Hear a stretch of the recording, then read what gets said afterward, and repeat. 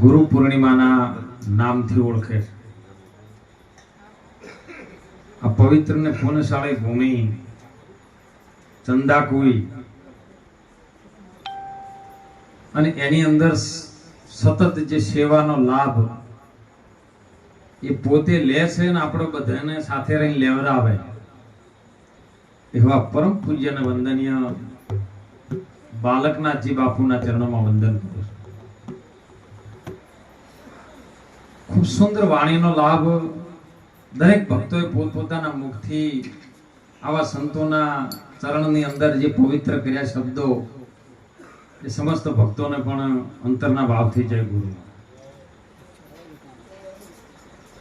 માનવ જીવન મળ્યું છે એ માતા પિતાના કર્મથી મળ્યું. જેનો અવતાર થાય છે ને સદગુરુની કૃપાથી થાય છે. જે જન્મ માતા પિતા આપણને આપે છે પણ સદગુરુ મહારાજ આપણને અવતાર આપે. આ વાત બહુ ઝીણી છે. મહાપુરુષો મહિમાને દિવસે દિવસે ગુરુનો મહિમા ચાલ્યો રહે. ગુરુની વાત આ જીવનના નાનામાં નાના માણસ સુધી પહોંચે એ માટે આવો પ્રસંગ આદરતા હોય અને આપણે એમાં રહી સેવા કરવાની હોય, બીજું કરવાનું ન હોય. જેને જેને કરી છે સેવા ને એને મળ્યા છે મેવા, નહીતર નથી કોઈ લેવા કે. એટલે મહાપુરુષો આપણે ભારત ભૂમિના સંતો જે વાત કરી રહ્યા છે સાહેબ, હમણાં બાપુ અમે ગાડીમાં આવતા હતા અબજીરો મહારાજ મને પ્રશ્ન કર્યો કે બાપુ હમણાં ઘણું મોબાઈલ ની અંદર સોશિયલ મીડિયામાં બહુ ચાલે કે મને ઝીણો ઝીણો નાદ સંભળાય ગુરુજી મારા. મેં કીધું અમે માયકમાં રાડ્યો પાડો તો નહીં સંભળાતો ના ઝીણો ઝીણો નાદ કોઈ જમતું વાત છે હે? રાત દિવસ આવા સંતો આ માયકમાં રાડ્યો પાડે અને મોટો અવાજ કરે તોય નહીં સંભળાતો અને ઝીણો નાદ જમતમ સંભળાય ખરો? ઝીણા નાદ ને સાંભળવા માટે શૂન્ય થવું પડે અને જે શૂન થઈ ગયા એને આર્યો નાદ સંભળાણો, એ જબુબઈને સંભળાણો. એટલે એમને અનુભવ કરીને આપણી જોડે સમક્ષ રજૂ કર્યો સાહેબ. અને એટલે મહાપુરુષો જગાડી રહ્યા છે જે વાતને. ઝીણામાં ઝીણી વાત છે. કબીર વાણી હે અટપટી, ઝટપટ ન સમજાય, જો ઝટપટ સમજાઈ જાય તો ખટપટ મટી. સુંદર વાત વાણીમાં આવી સાહેબ. સુરતા જેની લાજી કને લાગે, મોત માટે તૈયાર થઈ જાય ને લાગે ને નથી લાગે એવી. મોત સાથે જેનો પ્રેમ થઈ જાય તો દારી સુરતા લાગે. લગે સાહેબ મારા અમુક શબ્દો એવા છે ને કદાચ કોઈ બાપુ ગમે ન એ ગમે. વાણી શબ્દ એટલે વાણી સંતોની ટીકા થાય એવી થઈ જાય કે હરિચંદ્ર ને તારામતી રોણી એને ભર્યા નીચ ઘેર નહીં, ભર્યા રૂખી ઘેર પોણી. કારણ કે જેના તો નોકરી કરતો તો નીચ નતો. આખા એ અયોધ્યાના પંથક ની અંદર કાશીના દરબારમાં જયારે માથો ભારો લઈને બાપુ વેચાવા માટે તૈયાર થયો ને, તાણ કોઈ ધરતી ઉપર એવો સુરો એને ખરીદવા તૈયાર નતો ને, ત્યારે રૂખીનો દીકરો આવ્યો હતો કે હું પૈસા આપું તારા ગુરુજીની દક્ષિણા માટે. અને ગુરુજીની દક્ષિણા માટે રૂખી ઘરનો દીકરો આવી અને સાહેબ હરિચંદ્રને નોકરી પર રાખ્યા. અને હરિચંદ્રે કીધું કે હું ભાઈ તારું લઉં નહીં, કારણ કે મારો ક્ષત્રિયનો ધર્મ છે ને એ આ વાતને સ્વીકારે નહીં, તારી મજૂરી કરીને વળાવું. એટલે શમશાન ભૂમિની અંદર જેને નોકરી કરી હે અને એક ચિઠ્ઠીનો ચાકર થઈ અને ગુરુ મહારાજના વચનને આધીન થઈ અને સાહેબ જેને ભક્તિ કરીને અને હોમો જ્યારે એનો દીકરાની લાશ હોમી આવીને ઉભી રહી ને તો સાહેબ જે ગુરુ મહારાજનો ટકો હતો ને ભૂમિનો એ કે હું હવે છોડું બધું. ખીચડી માટે ભૂખ્યો રૂ, કફન માટે રહેવા દઉં, પણ જે ભૂમિનો મારા ગુરુ મહારાજનો ટકો છે ને એ કદીએ જવા દઉં નહીં, ભલે મારો દીકરો જો. તારા પાસે હોય તો હાલ ન કે લાશ લઈને અહીંથી નીકળી જા. અને એમાં વાત વિવાદ બહુ થયો છે. પત્ની હતી ને એટલે વાત વિવાદ જો ના બોલવાનું ને એટલે હરિશ્ચંદ્ર રાજાએ ખડગ ઉપાડ્યું છે કે મારા ગુરુ મહારાજના વચન તો તોડાવા રાજી હોય છે. ખડગ ઉપાડ્યું ને ત્યારે ભગવાન તો પ્રગટ થયો છે. નર નારીનો હોય એક મતું સ્વર્ગાપુરમાં સતું. અરે એક નર એટલે શબ્દ અને નારી એટલે સુરતા. આ બેનું એક મતું થાય તો સ્વર્ગાપુરમાં સો એટલે પોતાના ઘરની અંદર સત્તું થઈ જાય, બીજું ઘર નહીં.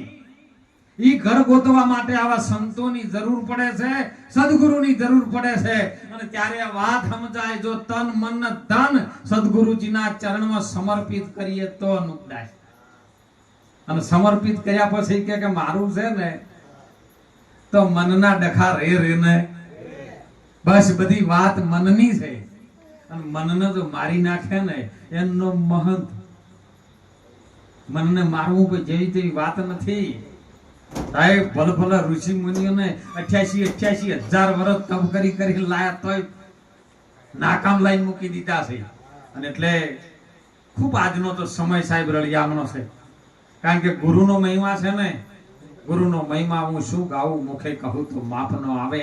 ઇન્દ્ર કુબેર ને બ્રહ્માજી જેવા ભલે ને 4 વેદ વંચાવે, 4 વેદમાં ગુરુની વાત આવે એવી નથી સાહેબ. એ અનુભવમાં આવે. એ કોઈક સદગુરુના ચરણમાં એ વાત, સદગુરુનું ચરણ એટલે વચન. અને વચનમાં જે રહે ને એ વચનથી વરે વિશ્વથી ન્યારો પૂજાય થઈને દેવો. રામકૃષ્ણ ઝળકી જગતમાં પુરાણમાં દાખલો લેવો. વચન જેવી તેવી વાત નથી સાહેબ. વચન સાથે તમારી પ્રીત લાગે ને એટલે તમને પરિવાર દુનિયા ફીકી લાગે. અને ફીકું લાગવાનું ચાલુ થાય ને તો સમજજો. હું તો ઘણી વખત પૂછે કે બાપુ ભક્તિ કરો એટલે પ્રમાણ શું? અત્યારના યુગમાં ભક્તિ કર્યાનું એક જ પ્રમાણ બાપુ ભયમાંથી મુક્ત થઈ જાય માણસ. પોતાના ભયમાંથી, જે ભયમાં જીવી રહ્યો છે ને આજનું માણસ, એ મુક્ત થઈ જાય, નિર્ભય. અને નિર્ભય થઈ જાય ને એને કોઈનો ડર હોય નહીં. એ સદગુરુ મહારાજ આપણને નિર્ભય બનાવવા માટે રાત દિવસ સાહેબ મને તો ફોન કરીને બાપુ કીધું મારે 8 વાગ્યા સુધી તો ટાઈમ મળ્યો નહીં. કારણ કે આખા દિવસનું 1500 મણ બાપાની દયાથી, સદગુરુની દયાથી બધું આવે ને હરિહર કરે. પણ કે ભક્તો આવે ને મોડા કદાચ ખટારો ભરીને આવે ને તો ખટારો લઈને વયા ધરે. એટલે ખૂબ આવા ધન્યવાદ છે. બાપુના ચરણમાં વંદન કરું છું કે આવા સુરવીર સંતો આ ભારત ભૂમિમાં છે સાહેબ. બહુ સુંદર વાત કરી હતી સાહેબ કે ગુરુનું વચન છે ને શું કામ કરે છે. ગુરુનું વચન કામ કરે ને. હાલ એમના દીકરા જે જગાભાઈ છે અમારા ગુરુ મહારાજના સાથે જ રહેશે. મારા ગુરુ મહારાજ મહેન્દ્રગીરી બાપુ છે, એમની સાથે બહુ રહેશે ને બહુ સારું એવું બહુ નામ કમાયું છે સાહેબ. એટલે કલા છે ને એનો ઉપયોગ તમને કરતે આવડતું હોય તો ભારતભરમાં ડંકો લાગી જાય. પણ ગુરુ મહારાજનો આશીર્વાદ છે ને એ તો ત્રિલોકમાં નહીં 14 લોકમાં રમી રહ્યો છે સાહેબ. એ ગમે એ જગ્યાએ તમે હાથ નાખો ને તો એ રહ્યો હાથમાં આવી જાય. અને હાથમાં આવી જાય પછી જવા ન દેતા. જો જતો રહ્યો ને તો પછી પાછો વાલીને આવવાનો. એ વીરા મારા આ નાવ આવ્યું છે કિનારે, એને સદગુરુ વિના કોણ પાર ઉતારે. ભાઈ મારા આ નાવ આવ્યું છે કાયા રૂપી જે નાવડું છે આ સંસાર સાગરના કિનારે આવીને ઊભું છે. અને સદગુરુ જો મળે કોઈ કેવટીયો તો આ નાવડી તારી પાર ઉતારે. વીરા મારા નાવ આવ્યું છે કિનારે. સમજણ વિનાની ભક્તિ તમે કરો છો ને હુનર કરો હજારે. એવું નહીં કે મોટા મોટા મણકા વજીને ફરે એટલે ભક્તિ લાગી ગઈ. વિવેક વિગરની ભક્તિ કરો છો ને હુનર કરો હજારે. સાચું કહેવાય અને હોમો લડે છે. હવે તને કોણ સુધારે? વીરા મારા આ નાવ આવ્યું છે. એ આયેલું નાવ તારું ઊંધું વળી જાય અને ફરીને ક્યારે આવશે? આરે આરો છે ને એ ફરીને ક્યારે આવશે એમાં નાવ? સમજી લો તમે, કરી લો ગુંજારા. આવો અવસર નહીં આવે વારે. આ અવસર આવ્યો છે ને વારંવાર નથી આવવાનો. ગુરુ મહારાજની દયાથી, સંતોની કૃપાથી કંઈક આ જીવન મળ્યું છે ને સુધારવા માટેનો સમય આપણને મળ્યો છે. કંઈક સુધારી લેજો. જેને આવા સંતોના ચરણની અંદર સુધારવા માટેનો પ્રયત્ન કર્યો છે ને એનો અવસર સુધરી ગયો, એનું જીવન સુધરી ગયું. એની 71 પેઢી તરી જાય સાહેબ. એવી સદગુરુની કૃપા છે. સદગુરુનો તો શું મુકા, આપણે એનું વર્ણન શું કરી શકીએ, પણ જેટલું બને એટલું ને આપણા જીવનમાં ગુરુ મહારાજને રાજી કરવા માટે પ્રયત્ન કરજો. ગુરુ મહારાજનો કોઈ દાડો બદદુઆ ન લેતા, અને ગુરુ જો કદાચ બદદુઆ આપે તો એ ગુરુ પણ નહીં. હે એટલે મહાપુરુષો સંતો કહે છે હો કે કઈક જીવનમાં સારો ભાવ લાગજો. આવી ધર્મની જગ્યાની અંદર હાલનો જે હાથ લંબાયો ને સાહેબ, કીધું તો હારજી ભગતે કે ભગવાને પરમાત્માએ આપ્યું ઘણું હોય પણ દિલ નાનું આપ્યું હોય તો આપી ન શકે. ધીરુભાઈ અંબાણીને આખી વિશ્વનો નંબર આવે બાપુ પ્રોપર્ટીમાં, પણ એ ભજન ન કરી શકે. ભજન કરવા માટે જેની જનેતાએ દૂધ પાયું હોય સાહેબ સિંહણ જેવું હે, અને જો હોનાના પાત્રમ ઠેરાઈ ગયું હોય ને અને આવા સદગુરુનો ભેટો થઈ જાય ને તો આ નાવ તરી જાય એમ છે હો. એટલે વિશેષ તો ન કહેતા સાહેબ, ખૂબ મહાપુરુષોએ એક બે લીટી વાણીની કહું, કારણ કે વગાડવા વાળા હારા છે એટલે.